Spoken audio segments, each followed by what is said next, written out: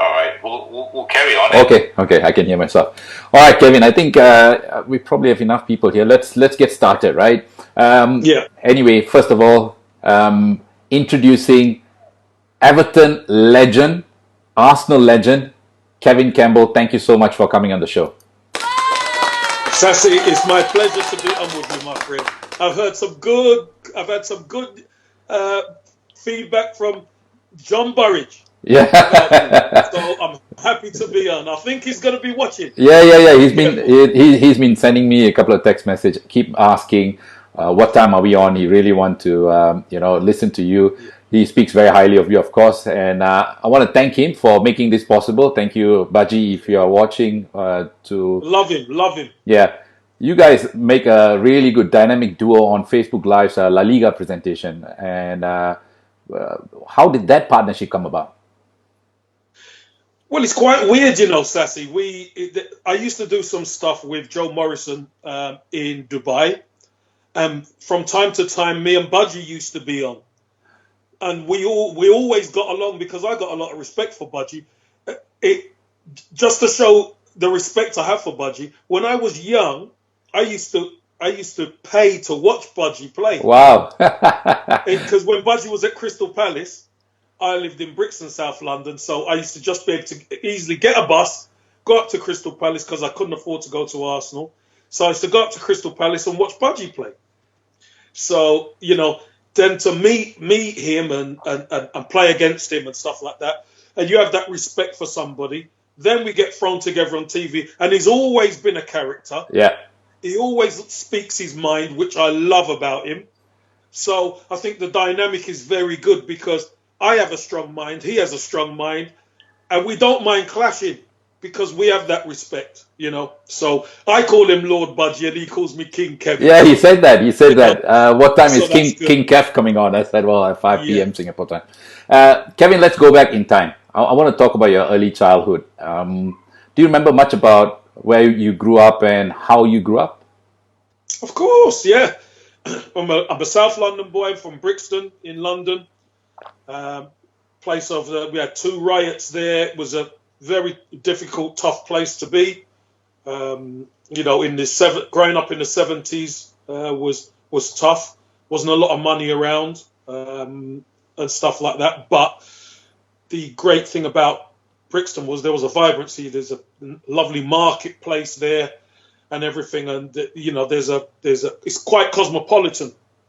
Big African, Afro-Caribbean community there, but intermingled with loads of different other cultures. So it was always vibrant. And coming up there, if you played sport, that's one thing a lot of the boys could do is do sport. And to be able to be good at sport, you had to be very good. So from a young boy, I was always playing. I got older brothers and stuff like that. So I was always playing football with them and my friends. And you never ever saw me without a ball, Sasi. Yeah. I always had a football with me.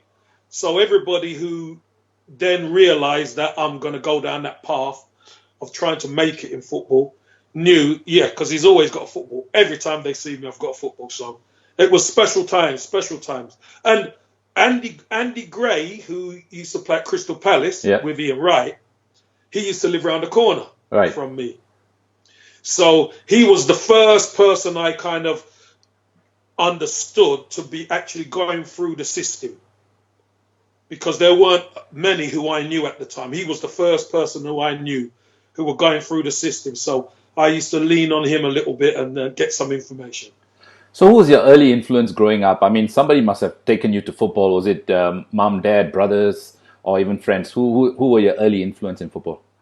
No, nobody. Nobody took me to football. It was, I had to travel on my own because you couldn't sign for a club until you're 12 years old. So probably from the age of 10, I was traveling to Arsenal. I was traveling to Chelsea. I was traveling to Millwall. I was traveling to Charlton, and mix and matching that 4 days a week. So you imagine a 10-year-old boy traveling on his own across London. Sometimes I'm getting in at gone midnight at home.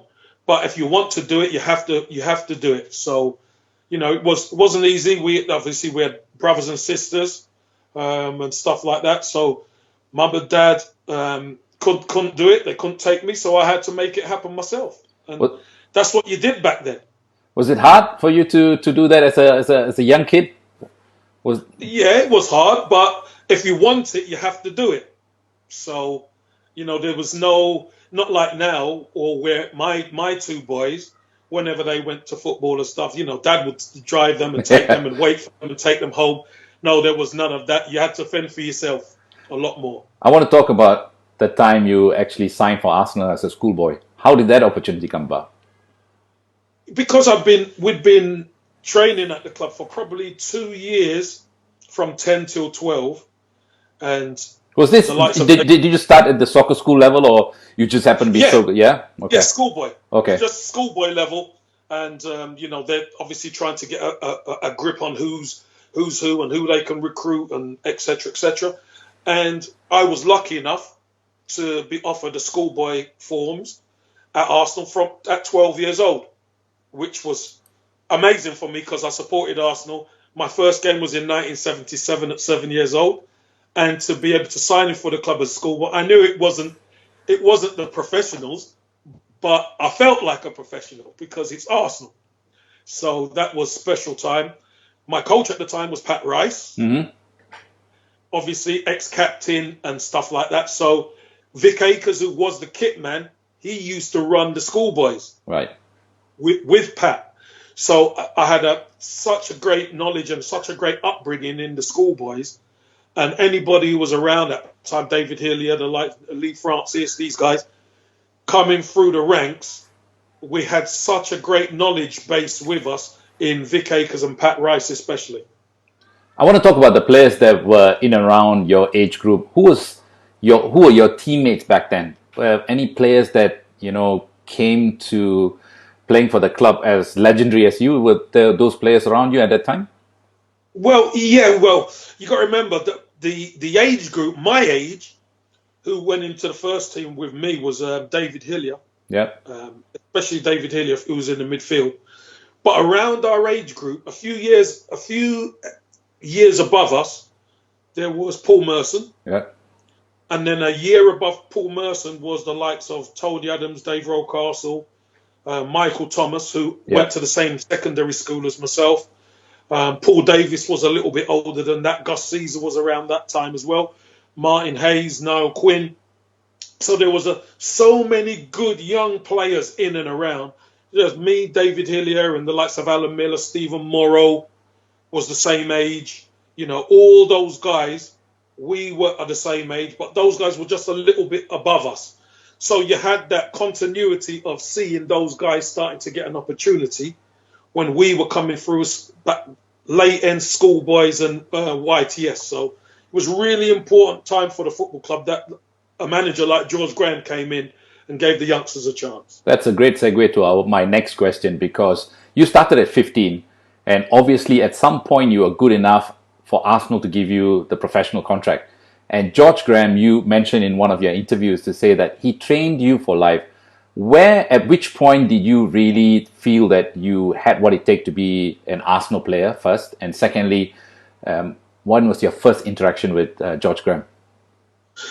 The knowledge part of it, I will get onto in a bit. Okay.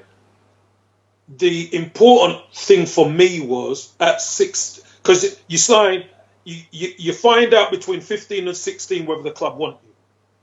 They don't tell you verbally; they send you a letter. Yeah. So all that season, you at back end of the season, you're waiting for the letter to come to see whether you've been accepted or not. So the letter came, and I remember opening it. I showed my mum that Arsenal wanted me to sign as a YTS. Fantastic. So that is the first rung of the ladder. At 15, I was playing with the under 18s. Paul Merson was under 18 at the time. Wow. So I was in and around the youth team at 15. So obviously the coach was Pat Rice, and I was good enough to kind of make that youth team or be on the periphery. of the youth team. Then you sign at 16, which was all of a sudden you're full time. Now it's your job, it's your business. So that is a big change from being a schoolboy and going to school. Now it's what you do for a living. Mm-hmm. So you're YTS, which is like an academy guy.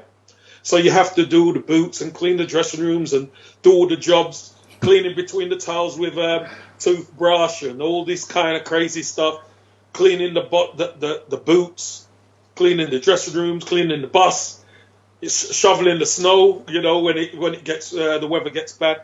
But it was a really good upbringing. But again, you've got good people. You had Terry Murphy there, who was the head of the youth training scheme boys. You had Steve Burtonshaw, who was around the periphery. You had Pat Rice, who was the youth team coach. Those guys had been there, seen it, done it. You had Vic Akers, who was still doing the schoolboys, who was there. So you had that continuity of, you knew everybody who was there was going to help you. And then obviously that summer when we signed, George Graham took over in 86. I signed in 86.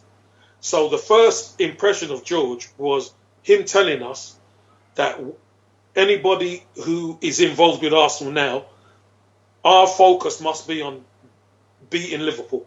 Was that all? Simple. Liverpool. Yeah. Because he said, that's it. He says, I've played for the club. I know what it takes. And we have to look at who is number one right now. They've got a target on their back, and that's who we have to go for. Right. And he mentioned it. Us and the youth team was in the front. The reserve team was in the middle, and the first team players were on the nice chairs at the back.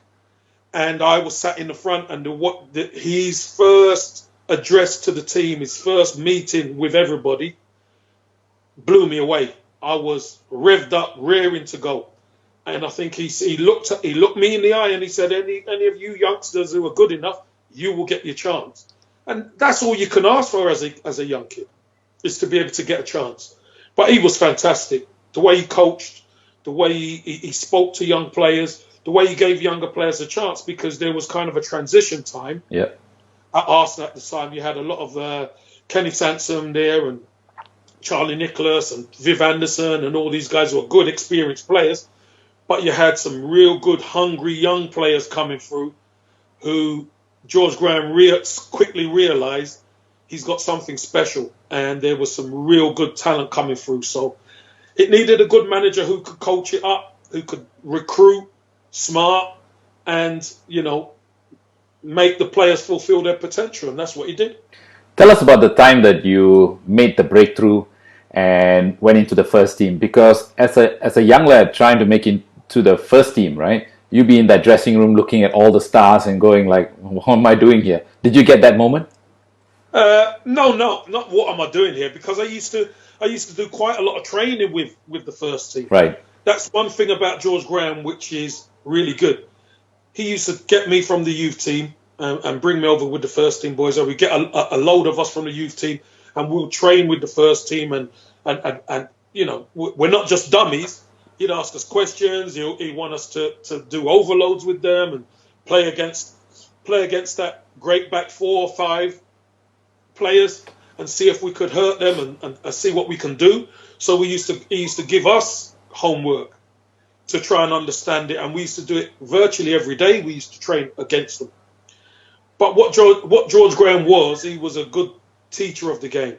He was a very good coach. He took all the coaching, and he was an excellent man manager in the fact that what he would ask you to do, he would show you. Right. He wouldn't just tell you what to do, he would show you. So that helped everybody improve, myself included, and he could play you in different positions, etc. So I never felt overawed being around the first team because I knew them, but I so badly Sasi wanted to get into the first team squad. And George Graham, he was a hard taskmaster. He said, look, you're not quite ready yet. You need to go out on loan. So he said, look, I want to send you out on loan to Leyton Orient first. I didn't even look where they were in the league. I said, yes, I'm going. Where were they at that time? Because I was going to ask you that next. You went to Leyton Orient on loan, of course. How old were you when you actually got to Leyton? I was 18/19 years old. Right. When I went to Leyton Orient. They were, when I got there, I think they were third from bottom of the old fourth division. Fourth division, okay. Yeah, it was the old fourth division. And went there was a lot of good, experienced players at the football club at the time. Was it easy for you to accept that now the manager is going to ask you to go on loan to a fourth division club? You're an Arsenal player now. You're training day in, day out with world-class players, and now you have to drop down, 3 divisions and go and play in the fourth division. As a young boy, did you have some sort of resistance to that, or you were really open to going there to learn?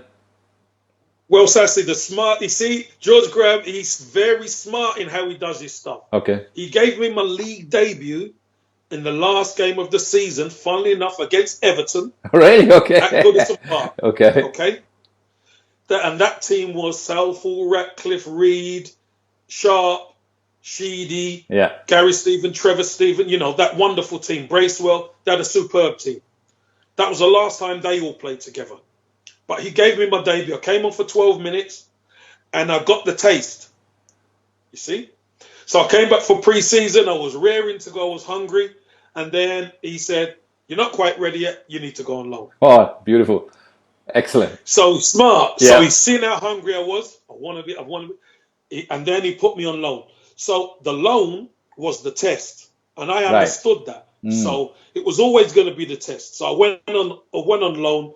I've done pretty well, and when I left, you played like 16 games, scored about 9 goals there at Leyton. Yeah. That's a good return. You can only go on loan for 3 months. Right. Okay. Yeah, so you couldn't go on loan like now for the season or whatever. Oh, okay. You can only go on loan for 3 months. So I done well, and then with momentum, the team Leyton Orient got promotion. That was the first year of the playoffs. Right. So Leyton Orient actually got promotion, which was fantastic. I went to the playoff final. But I knew, going back to Arsenal at the time, and I was going and playing reserves, I was kind of on the periphery of the first team, getting a little bit of football. But I wanted to play. I wanted to start, Sasi. I wanted to start. But George Graham kept saying, "You're not quite ready yet. You're not quite." And it drive me mad, but I used to trust him. Why do you think that he said you're not ready? Is it because of your experience, or were you not a kind of finished product yet? No, you're not a finished product at 19 years old. No, definitely not. That's definitely not for Arsenal. And he knew all my attributes, but he knew that I needed to go and play more football, because that's the name of the game. There's no point having the potential. You don't play the games, and then you come unstuck when you get into the first team because you haven't got the knowledge. What he wants to do, he wants to impart that knowledge, give you the knowledge. So go out and get some game time under your belt so you understand what is going on. Also, Sasi, which is really important, there was a lot of strikers at Arsenal at the time. Alan Smith was there, Charles Nicholas was there. You had Paul Merson, you had Niall Quinn. Martin Hayes was there. Yeah. Martin Hayes was there. And I was probably 6th in line as a striker. So the best part for him is he wants to see whether I'm good enough. So he puts me on loan. I do well. I come back. Then he can train a little bit more. Then he puts me out on loan again to Leicester. And that was the really important loan, because that was just one division. It's like the Championship now. Yeah. It was one division under League One, which was the top division. So, to go to Leicester and find my feet there and do okay there and stuff like that. When I came back from there, I knew I was fully part of that first team squad. When you look back, do you think that those loan deals really made the player you are? Because you really had really good returns. When you look at 16 games, 9 goals for Leyton Orient, then you had 11 games for Leicester and you scored 5 goals. That's top level striker return. Do you think that really shaped you and you really needed that at that point in time? Well, yeah, 100%, Sasi. Look, seeing it on TV is one thing. Actually playing in it and doing it is another. So I was lucky enough to have a manager who believed in me. Lucky enough to have coaches who believed in me and believed in what I can do. But until you actually go out there and prove it. You just never know. No. And that's what I done. I was lucky enough to be able to do that. And then I came back, and then I was fully part of that Arsenal first team squad when I came back. And then the assault for the first team place was on. So, in my mind, I had to get into that first team. So who were the strikers then when you made it into the first team? I think that the strikers at the time was Alan Smith and Paul Merson. Yeah. Okay. They were the strikers at the time. And I think what George Graham done, he kind of took his time to integrate me with the team. But the masterstroke was Paul Merson was very good at running with the ball and coming in off the left on his strong foot, which is the right foot, and he could pick passes. He's a very, very, very good player, good vision. Yeah, he was amazing. So he was amazing. So what he done, he then, when I was ready, he put me and Alan Smith up front, and he put Paul Merson to the left, and we never looked back from there. When you look back at the Arsenal team now, of course, Arsene Wenger came and completely changed the way that football was played, not just from the formation or the players, it's also the mindset and also habits, right? They talk about how Arsene Wenger came and changed habits. I want to ask you, during George Graham's time, was the mentality of the players, or at least from the point of view where they're trying to take care of themselves, the body, was it still very old school? Players after trainings having a beer or having a sandwich, was that culture vibrant, or was that alive then? Yeah, no, that was the culture then. Yeah. That was the culture. You know, we as a football club, we were renowned for, you know, playing hard both on and off the pitch. There was a lot of young players, a lot of lads with a lot of energy who enjoyed nightlife. Is that what Tuesday Club is called? Yeah, the Tuesday Club. We enjoyed the drink, we enjoyed the nightlife, but we also enjoyed each other's company, and we also enjoyed playing and training together.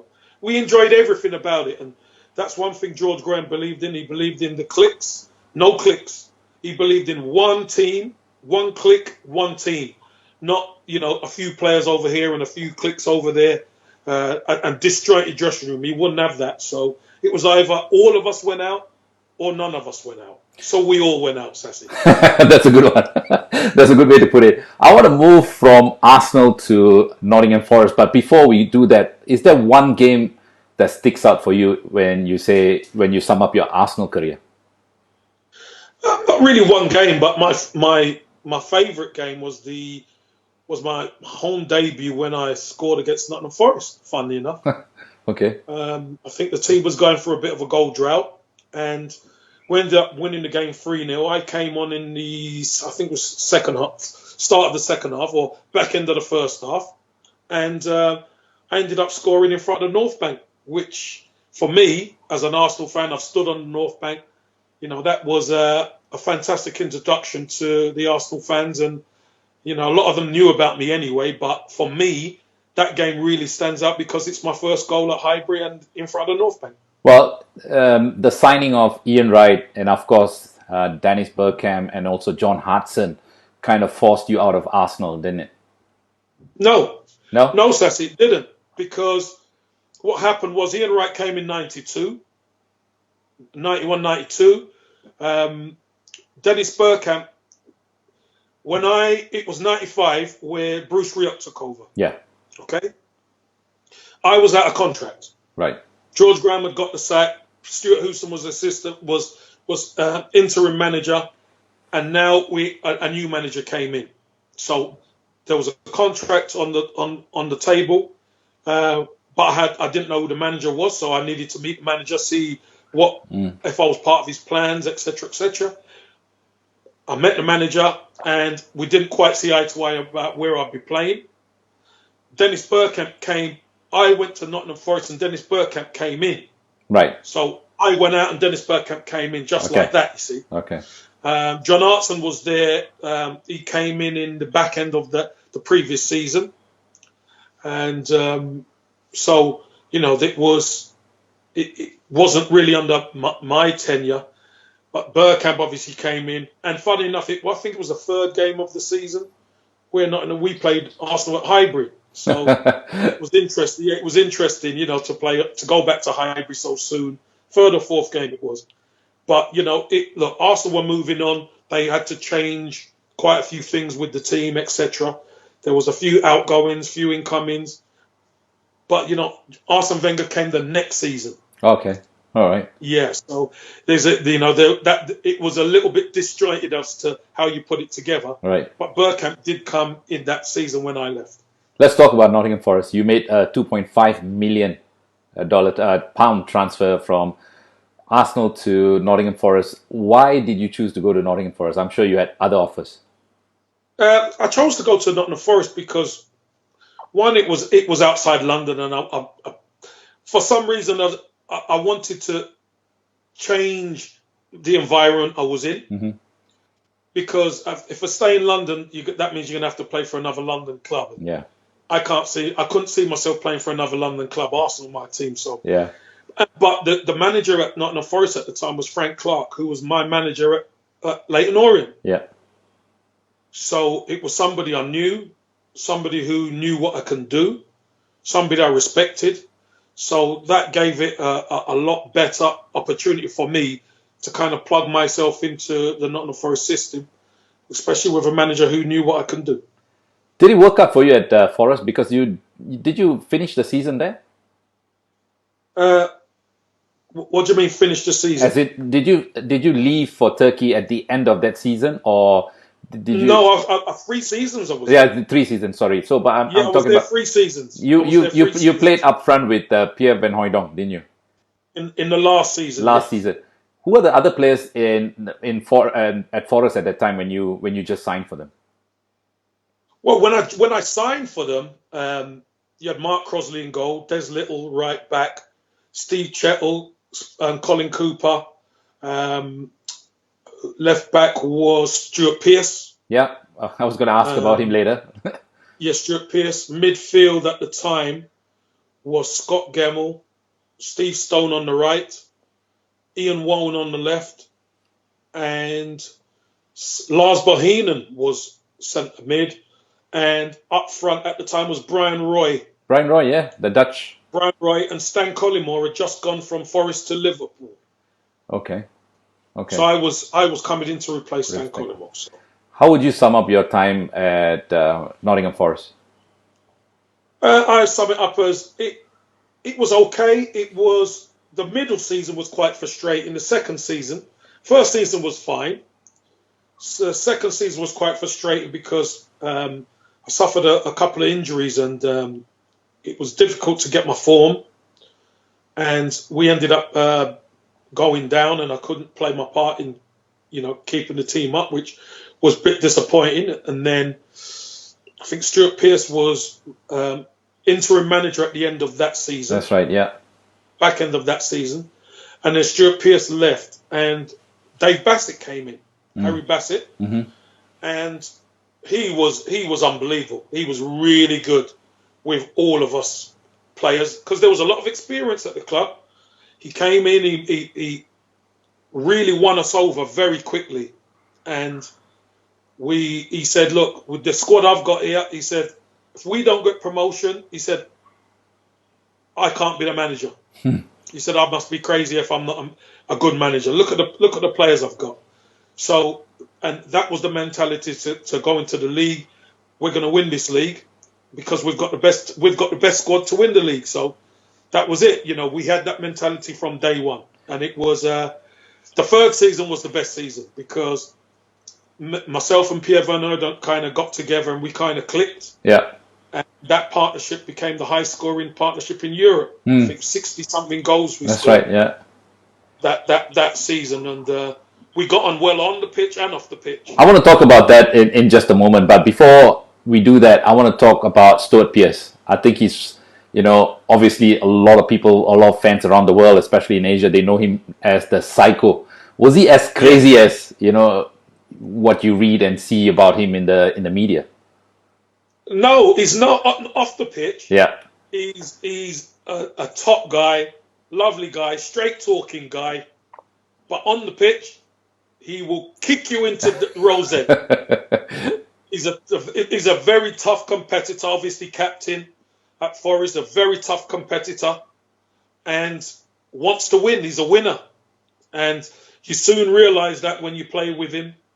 Yeah, you played against him enough times, so to have him on my side was good. It was a nice change, wasn't it? But let's talk about your partnership with Pierre Van Hooijdonk. What was so special about that partnership? I think it was two experienced players playing together who knew the game, who both could do the opposites of each other. So Pierre Van Hooijdonk, he could run in behind, and he was very good at going into midfield and getting the ball. I could come deep and link the play, but I love to be on the shoulder of the last defender as well. So we could both dovetail into whatever the defense gave us, we could exploit it. So that's why we became so good. We used to watch a lot of film. We used to do a lot of training together, etc.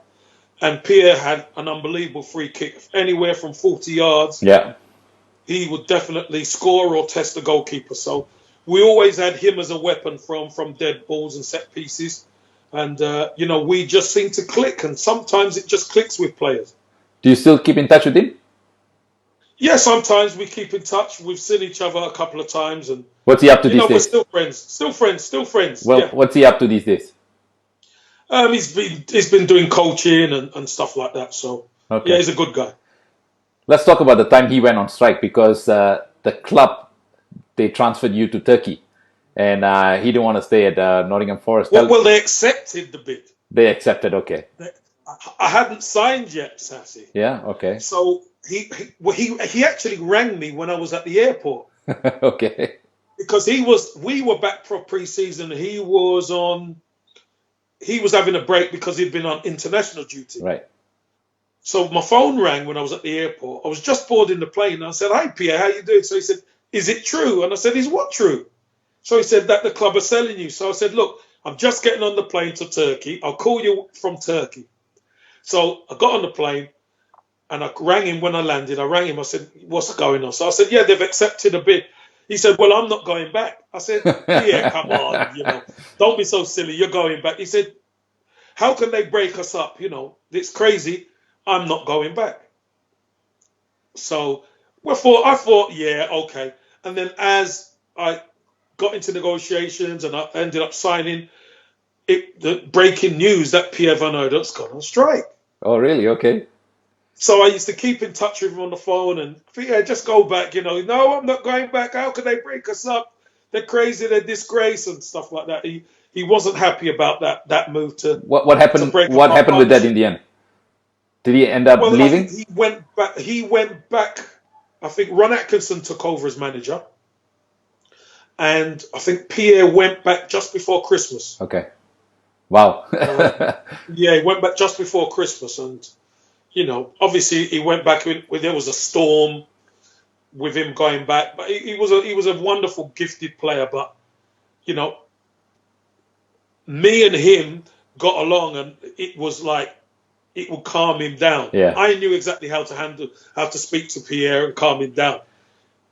Anybody else that was there didn't know how to handle him. So, unfortunately, I was away, and it was a difficult time for Pierre and the football club because it was everybody had something to say about Pierre Van Hooijdonk. Of course. But it was a very difficult time for him. Let's talk about your time in Turkey, because as soon as you landed in Turkey, you didn't expect what was waiting there for you. Tell us about as soon as you arrived in Turkey. Yeah, it was mad. It was crazy. You get to Istanbul airport, and there's 10,000 Trabzon fans at the airport. Wow. It's crazy. And this is Trabzon is an hour and a half flight from Istanbul. So to think, what are 10,000 Trabzon fans doing in Istanbul? It was crazy. But it was a wonderful time. I really enjoyed my time in Turkey.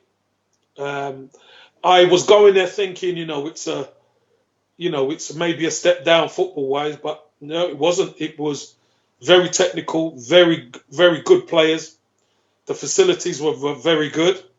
My treatment was very good. So it opened my eyes. to a lot of football. The media was an eye-opener for me because every day you had to do interviews. Okay. And you had between 60 and 160 press with you, with the team a day. So it was an eye-opener for me, really was. Well, Turkish people, especially Turkish fans, they are mad about their football. In one of the interviews, you even mentioned that the facilities that the Turkish teams had were a bit more advanced than of the English club that you've been to. Yes. Yeah, and again, that was, I was going there, maybe with blinkers on, thinking, the English game, the Premier League had the best facilities, and going there and seeing what they had, I was blown away. Really was blown away. How By the detail and your bedrooms at the training ground, and everything, wet recovery room downstairs and in the salon. Just the layout of the place was first class, and the dinner and the way that when they checked you, the vitamins and everything that they went, everybody had their separate vitamins that they had to take on a daily basis. It was amazing, the detail that they went into. Really opened my eyes because we never got that in England. I'm sure when you played against Galatasaray and Besiktas and Fenerbahce would have been a real experience.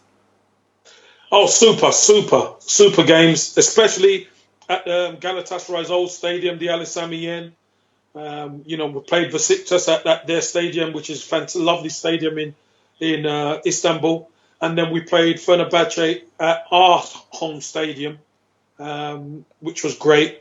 And I was lucky enough to be able to score the winner against Fenerbahce at home. Wow! And score a hat trick against Galatasaray in Galatasaray. Could you walk the streets? Could you walk the streets afterwards? I couldn't walk the streets anyway. Really, Yeah. It was. I was very well loved in Trabzon, and I really thank the Trabzon fans for making me so welcome. And they still, I went back last season. I went back this season for the first time in 20 years, Sasi. Wow. Okay. What was the occasion? And it was just like I'd never left. Really? Wow. It was unbelievable. I went to interview Daniel Sturridge, Right. who was there. Yeah. And my ex-teammate Unal was the coach, Yeah. head coach. Yeah. And it was like I'd never been away. I saw some great friends, Mehmet Ipek and all these guys. From Sheffield, the masseur is still there. Wow. It's amazing. The facilities have got better. Everybody who was there, even some security guards that are still there. Fantastic. Wonderful experience again to go back and see everybody. And they've got a new stadium, Right. which is very good. I want to talk about, obviously you mentioned that you had a great time, but you left in very peculiar circumstances because there had been some sort of a racial abuse on you at that time. Would you like to explain what exactly happened that caused you to say enough was enough? Yeah. It came out as it was as racial. That's the way the media portrayed it. Yeah. But it wasn't that way at all. Okay. So it's just like it's pretty interesting how the media can spin something and for it to be seen as a negative as opposed to the positive that it was meant. So I believe the chairman, Mehmet Ali Yilmaz, the Başkan at the time, was asked a question about the next game. And he made a comment he said, I'm going to eat the team. Okay. But they say yam yam, which is, he's going to eat the team. So that means I'm going to do well against the team, basically. Yeah. But the way the press put it that he called me a cannibal. Right. Okay. So you could see how it got spun. Yeah. I spoke to my teammates. I spoke to my lovely family, Sheikh Safi and his family in Trabzon. I even went to him to ask him, what does it mean? Because I didn't know. Yeah. And he said, no, it's not what they're trying to say. He means that you're going to eat them. You're going to kill them. You're going to get them. So again, the media caused it. I got a call from the British consulate to see if I was okay. I had to do an interview in front of all the press to say, I condone racism and stuff like that. But it wasn't racist. So, I was trying to battle two sides, which, there's a language issue as well. And in the end, I think because it became such an international issue, the club ended up suspending me. Wow. I couldn't play. I couldn't train with the team. I could train on my own in the morning. I could train with the under-21s after the first team. And then when the first team go out to train, I could go into the gym and do my bits. But every time that the first team are in the building or finish, I have to be in my room. How did you manage that? Because I tell you why. We had a similar, when I was playing, I had a very, very similar incident. One English player said things that he shouldn't be saying during a game against me because he was a defender and I was coming up for a corner. And he said stuff which wasn't pleasant. And one of the media guys picked it up and ran a story about it. And I kind of said, well, he said what he said and that's it. I didn't even think about it. It was in the game. But it spiraled out of control. Like I can imagine it's the same thing. And in the end, I got suspended for 3 games. And I couldn't believe it. I mean, my club suspended and actually fined me for it. I want to ask you, because it's interesting, how did you manage that? Because I had a real tough time managing it. And I kind of lost the passion for the game after that. How did you manage? Well, Sasi, that's a good point. I was disappointed, obviously, because we were, I think we were 3rd in the league at the time of the football club, and we were doing fine, we were doing okay. And for me not to say anything, but for me to get suspended was crazy. I didn't get it, but there was nothing I could do because it's the powers that be. That everything really comes from the general manager, and at the top is the chairman, the Bashkan. There's nothing I could do about it. I just had to try and make sure I kept myself fit. Mentally and physically, I had to make sure I was on point, because you never know, these things could change very quickly. Yeah. And if you're not in condition, and if you're not right, then you're going to be seen as being non-professional. Absolutely. So I threw myself into the training. I trained in the morning before the team. I trained in the gym, but while the team were out, I trained with the under-21s in the late afternoon, evening time. So training 3 times a day for probably 3 or 4 weeks. I've done that, and then that was the time when there was that March transfer window of the season. So I remember speaking to my agent at the time and saying, what's the point in me being here if I'm suspended? I travel with the team for 1 game, and the fans were clapping me and stuff like that, but I didn't want that to detract away from the team, because the team had worked so hard to try and get themselves in such a good position that I didn't want me to be the kind of star, the spotlight be on myself. I wanted it to be on the team. So I just said, look, if there's any chance we could do some business and get myself on loan, because I got to play football. Yeah, I'm a footballer. Yeah, that I got to play. And 5 clubs came in, and the first name he mentioned was Everton. So I said, stop. Oh, that's the one. All right, because this is probably the part of the show that I'm going to be enjoying most, because I want to talk about Everton Football Club, because that's where you went on loan first, didn't you? Yes, I went there on loan. I went there for 8 games to start with. My first game was a Merseyside derby, which was amazing. We lost the game 3-2, but there ain't many players who can say their first game is a Merseyside derby. I want to show you a quick clip here, all right? And I want to get your opinion on this. So hopefully you can view this now. Let's go. Campbell.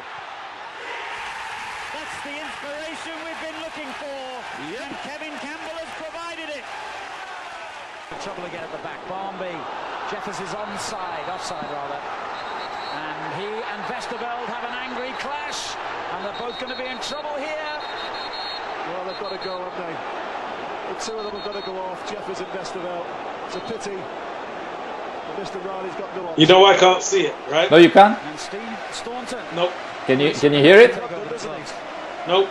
Oh, Liverpool's problem, that's a even bit. worse That's a than bit. I Sorry. imagined. Let me see if I can. Barnby did well then for Everton. Campbell takes a clattering challenge from young Gerrard, and it's a red card for him. And the Merseyside derby explodes again here in stoppage time. The third red. It's a pity that you can't see it, but there was a clip that it was a Merseyside derby. You scored against Liverpool, and you scored in the Copan. Mm-hmm. Tell us about that experience. You ready? Yeah, go on. Wow! Oh my God! Yeah, that one. Yes. You like that? Wow, Right? beautiful, beautiful. Tell us about that. No, that was a special moment in my Everton career. Obviously, you know, I'd been at the club the previous back end of the season with the final 8 games. You know, we managed to stay up, and then I managed to sign for the club in the summer. And then this was the next Merseyside derby to play.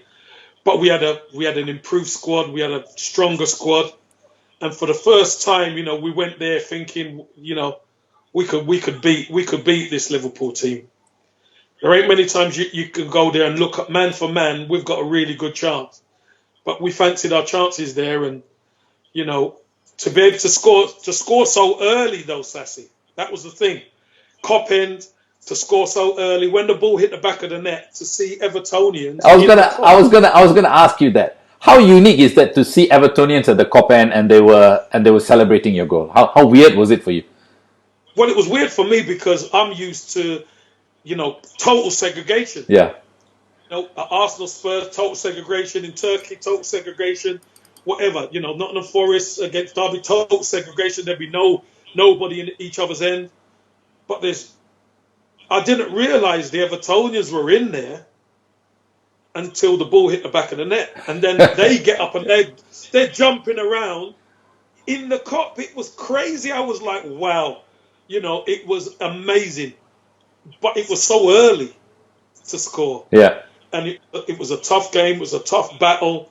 3 players sent off in the game.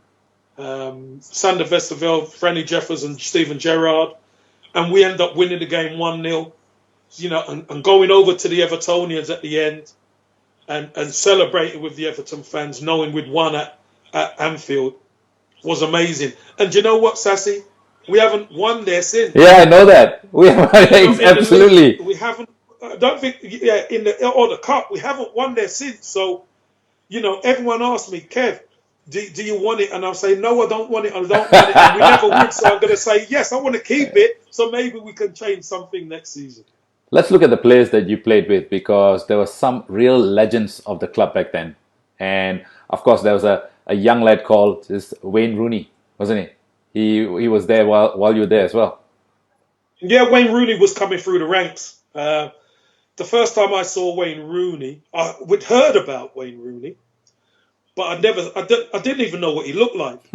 And I was coming back from an injury, and I was going to be playing 60 minutes in a reserve game against Southport. So I gets on the coach, and it's a young team, and I saw this young lad sat with a few of the younger players. And I thought he was one of the coach's nephew or something. I didn't know who he was because I'd never seen him before. You know, we looked too young. So we get to Southport, and we're putting the kit on, and he's putting the kit on. So I think I was going to come out and do the warm up or, you know, whatever. I didn't think he's Wayne Rooney. So the reserve coach at the time, Taffy, said to me, he said, look, Kev, he said, you're playing with Wayne Rooney, treat him like a first team player. I'm like, how old is he, Taffy? He said he's 14. Wow, at 14? 14. I said, he's 14. And you want me to treat him like a first-team player? He said, Kev, you'll see. He said, he's good. He's good. So I'm watching him in the warm-up, Sasi, you know, his good strike on him. He's quick and stuff. I thought, okay. Well, started the game. Sasi, wow. Yeah. I've never seen a 14-year-old like it. Yeah. Which game was And this? Which game? We're playing against men. Yeah. Okay. Yeah, grown men, and he more than held his own. He scored 2 goals. He played excellent, and after an hour, normally as an experience, I was captain of the football club. Yeah. After an hour, you go into the dressing room and just get changed and let the game. He was that good. I sat down on the bench and I watched him. Wow. Because they moved this position. They moved this position from striker with me to wide left. And he was just as good there. So I was like, whoa. So when I got into training the next day, I was telling all the team, lads, you've heard of this? You've heard of Wayne Rooney, haven't you? Yeah. So I said, I played with him last night. Yeah. And they were like, is he any good? I said, he should be with us now. And they were like, what are you talking about? I said, I'm telling you, the kid is special. So they thought, get you crazy. I said, look, I don't say these things like he's special. And then when he got to 16, he came straight with us, and he was phenomenal even as a 16-year-old. When you look at Wayne Rooney, when you say when he was 14, what was special about him? Was it because he was physically ready to play, or he just had the tools to play football at that level? All of the above, yeah. Sasi. All of the above. He had a strength about him that, he had a toughness. He had the attributes. He had the skills. He had the football brain to understand the positions, because he can play striker, he can play midfield, he can play wide. He phenomenal. He was great at running with the ball. Had a superb strike. What more could you wish for as a kid? 14, 15, 16. He used to turn heads, and he was a superb talent. Obviously, he wasn't at the top of his game, but you still could see the talent he had was amazing. So can I assume that you were not really surprised that he really reached the heights that he did in his career? There was only one way he was going. Okay. There's only one way Wayne was going. And obviously when we asked advice about, what should he do, where he should go, because there was a lot of clubs coveting Wayne. But there was one club, obviously, who has the past history of developing talent, and that's Sir Alex Ferguson's Manchester United. And they've developed so much talent over the years that Wayne made the right decision in going to Manchester United and proving that what a world-class talent he was, both for Man United and England. I want to talk about modern-day Everton. I'm sure you've been watching them over the years. As fans, we are frustrated. And finally, we got a manager, Carlo Ancelotti, and you start thinking that, hey, maybe is the moment that Everton can now become a top 4 club. Do you agree with that? I think in the past, I think Everton have sometimes got it the wrong way round. Sometimes they've gone for managers who haven't quite been there or known the Premier League or achieved in the Premier League. Mm-hmm. But they've gone for those sort of managers, but didn't really have the personnel, the player personnel as well.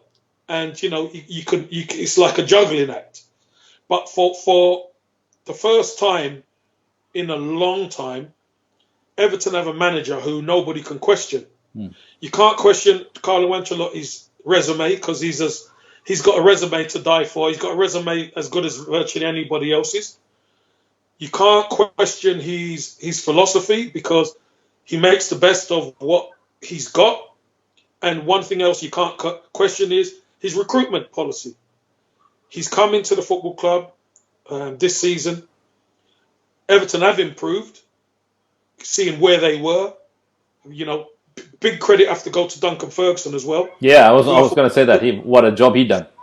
Who I thought done an absolutely fantastic job. And was very brave in changing the system. Mm-hmm.